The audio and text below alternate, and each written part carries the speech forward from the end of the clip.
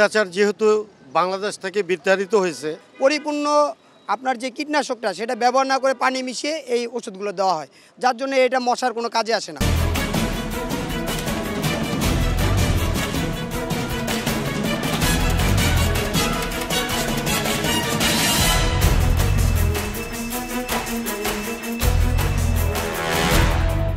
দর্শক শুভেচ্ছা, জনতার কথা অনুষ্ঠানে আপনাদের স্বাগত জানাচ্ছি। আমি আসিফ সুমিত। আপনারা জানেন জনগণের মতামত তুলে ধরতে একুশে টেলিভিশনের নিয়মিত আয়োজন জনতার কথা। আজকে সাধারণ মানুষের কথা শুনতে আমরা এসেছি মোহাম্মদপুরের বসিলা এলাকায়। আমাদের প্রত্যাশা দেশে শক্তিশালী গণতন্ত্র, আমরা চাই সরকারকে সহায়তা করতে। দর্শক, জুলাই বিপ্লবের বেশ কয়েক মাস পার হয়েছে, এখনও সেই সময়ে ঘটনাগুলো নিয়ে বিভিন্ন মামলা হচ্ছে। এই মামলার আসামি সংখ্যাও থাকছে অসংখ্য। এ বিষয়ে আইন উপদেষ্টা আসিফ নজরুল মন্তব্য করেছেন যে অনেক স্বার্থান্বেষী মহল এই মামলা করছে, মূলত ব্যবসা প্রতিষ্ঠান জায়গা জমি দখলের লক্ষ্যে এই ধরনের মামলা করা হচ্ছে। সাধারণ মানুষ এ বিষয়ে কি মনে করেন জেনে নেব তাদের কাছ থেকে। যারা মামলা করছে আমার মনে হয় তাদের কোনো স্বার্থ আছে, স্বার্থ হাসিলের জন্য তারা এই মামলাগুলো করছে। আমরা যেটা ধারণা করছি যে 5 তারিখের পরে থেকেই যারা পুলিশ যখন থানায় বসছে তখন থেকেই কিন্তু মামলাগুলো হচ্ছিল, আমরা দেখছি বা শুনেছি। এখন যারা মামলাগুলো করছে মূলত তাদেরকে ফায়দা লোটার জন্য এবং কেউর ব্যক্তিগত রেষারেষির কারণে এই মামলাগুলো করা হচ্ছে, হাসিল উদ্দেশ্য করার জন্য এগুলা করতেছে। তাদের কাজের জন্যে তারাই ব্যবহার করতেছে এই মামলা করার জন্যে। 5 আগস্টের যে মামলাগুলা আগে যেগুলো ছিল ওগুলা অবশ্যই দেখে শুনে মামলাগুলো দেওয়া হয়েছিল। এখন বিভিন্ন ধরনের যে প্রচার উঠতেছে যে মিথ্যা মামলা হয়েছে, আসলে মিথ্যা মামলা 100 মামলা দিলে 2-1টা মামলার ভিতরে 2-1জন ভুল হইতেই পারে, কিন্তু আদার্স বেশিরভাগই অপরাধী এর সাথে জড়িত।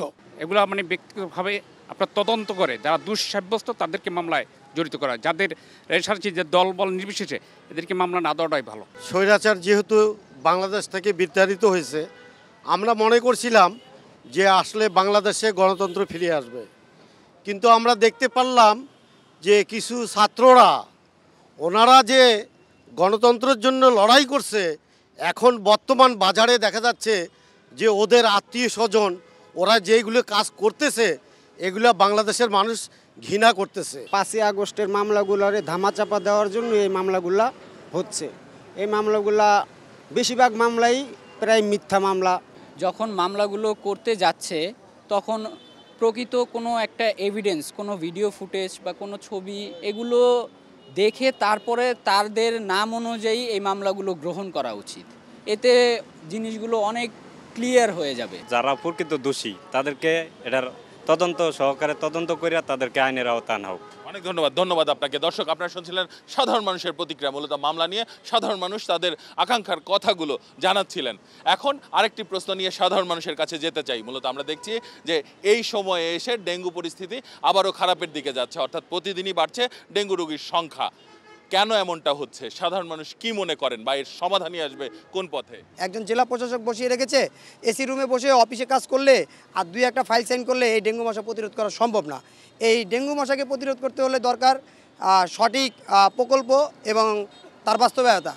এই ডেঙ্গু মশার জন্য বিভিন্ন ধরনের মশার ওষুধ ছিটানো হয়। এই মশার ওষুধগুলোতে পরিপূর্ণ আপনার যে কীটনাশকটা সেটা ব্যবহার না করে পানি মিশিয়ে এই ওষুধগুলো দেওয়া হয়, যার জন্য এটা মশার কোনো কাজে আসে না। এলাকায় কোনো দায়িত্বশীল কাউন্সিলর নাই, সিটি কর্পোরেশনেরও ওনাদের কোনো গুরুত্ব নাই। কিভাবে থাকবে? কারণ অন্তর্বর্তী সরকার চলতেছে, ওনারা তো বিচার আচার নিয়ে ব্যস্ত। এলাকায় একটা প্রতিনিধি দিয়ে আমাদের এই সমস্যাগুলো সমাধান করা। বস্তি এলাকাগুলো আছে নামারচলে মোহাম্মদপুর 33 নং ওয়ার্ডের এই সাইডগুলো খালটা একটা খাল আছে, এই খালের পানিগুলো অতিরিক্ত দূষিত পানি এবং মনে করেন এখানে মনে করেন যারাই আমরা বসবাস করি সবাই এই মনে করেন মশার ডেঙ্গুতে মনে করেন যে বেশিরভাগ মানুষই দেখেন আপনার আক্রান্ত হয়ে যাইতেছে দিন দিন।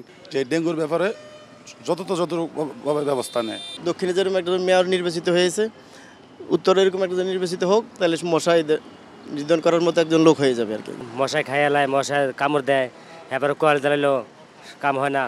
আমরা উন্নত সরকার নাই, সিটি কর্পোরেশনের মাধ্যমে মশা ওষুধ একদিন দিলে আরেকদিন দেয় না। বর্ষার সিজনে ডেঙ্গু প্রতিরোধ ক্ষমতা প্রতি বছরই বাড়ে।